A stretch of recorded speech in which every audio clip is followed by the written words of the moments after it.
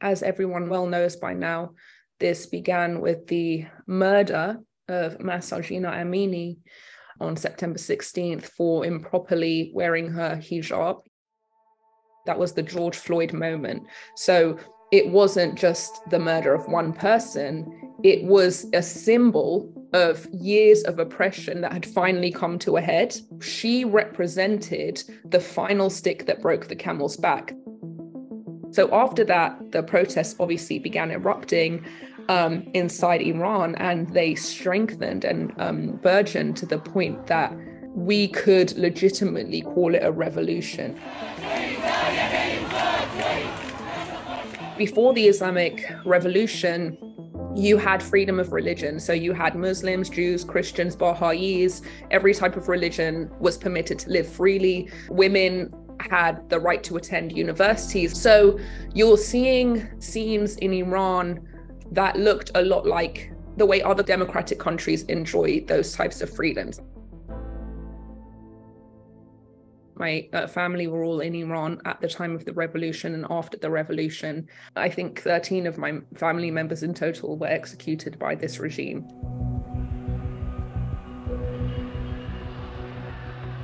After the revolution, everybody regretted the revolution. There was mandatory hijab, mandatory headscarves. Nobody was allowed to sing, dance in the streets.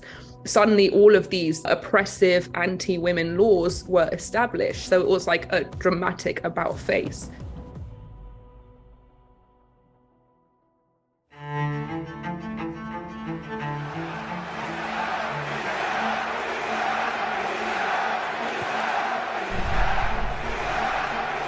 A formal request has been sent to the FIFA Council to suspend the Iranian Football Federation immediately and therefore effectively ban Iran from the World Cup. Right now, when the massacre is happening in Iran, Iranian regime is using sports to normalizing its murderous regime. They were actually meeting with the president, the butcher of Iran, Ebrahim Raisi, and that was a significant message.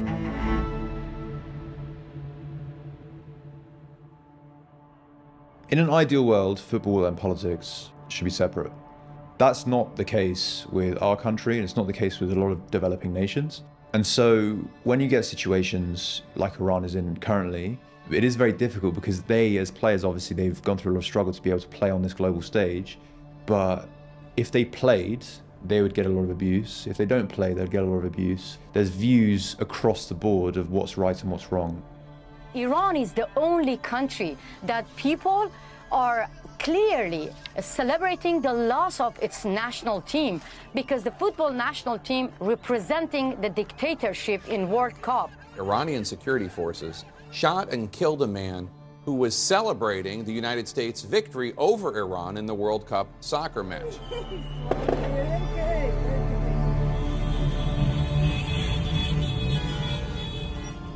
I think when there's any unrest in a country, it will definitely play in your mind because you're a citizen of that country first before you're a football player. I think you saw that with how they played against England. That was not an Iran team that I recognised whatsoever. That I've watched them for years. Under Carlos Queiroz also, the same players. I watched them a few months ago against Senegal and Uruguay. They're a different team. But you can't blame them at the same time because, you know, their family lives in Iran, they're Iranian themselves. Of course, football comes second to this.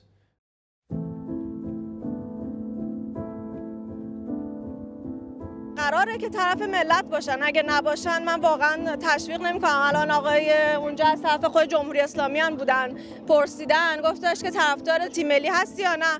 گفتم که اگر پشت ملت باشن هستم، پشت ملت نباشن نیستم. اگر نشون بدن که صدای مردم ایران میخوان باشن تشویقشون میکنم، اگر صدای مردم ایران نباشن تشویقشون نمیکنم. همونجوری که ما از تیم ملیمون توی خارج از کشور و هموطنامون در داخل از کشور حمایت میکنن، اونا هم حامی ملت خودشون باشن و تو این بحران از زمان اونا رو تنها نذارن. ما سیاستمون از فوتبالمون جدا نمیتونه باشه به دلیل اینکه الان اینجا هممون هستیم نه به خاطر اینکه تیم ملی رو تشویق کنیم، به خاطر اینکه بگیم آهای دنیا به داد ما هم برسید. ما واقعا خودمون دست تنها نمیتونیم کاری انجام بدیم. بچه هامون تو خیابون کشته میشن به هر دلیلی. و آینده ما آینده بهتر از سوریه و جاهای دیگه که به این چنین عاقبتی داشتن نخواهد بود اگر اینجوری پیش بره و اگر جامعه جهانی کمک نکنه.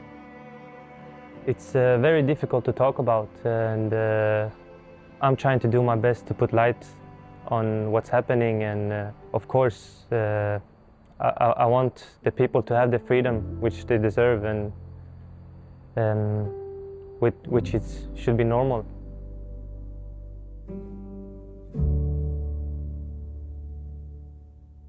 The government has allegedly quite a lot of impact on who gets to play for the national team and who doesn't get to play for the national team. Again, a very unique part of the Iranian football setup.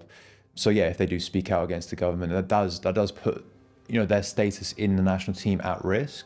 And there's the other side where these players are getting a lot of hate on social media by their own fans.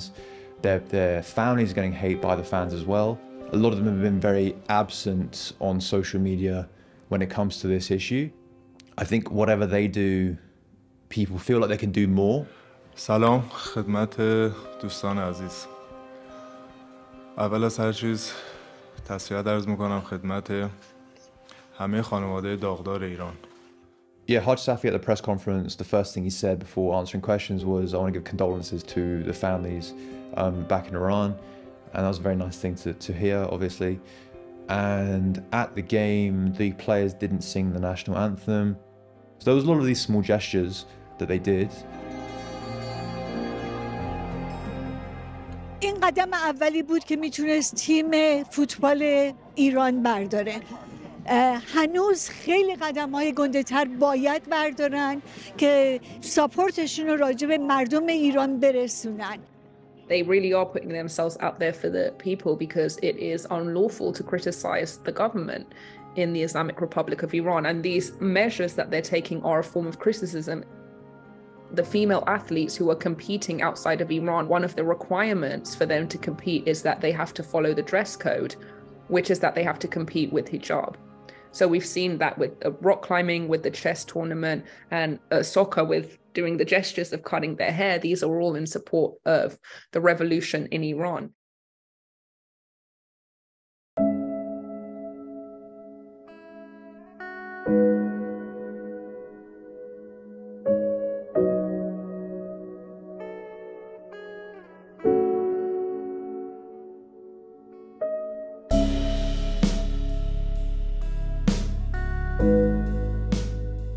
Millions of us are collectively fighting this fight behind the people in Iran. The revolution is working symbiotically. So as long as they're going out there, we're going out there. We are keeping each other going.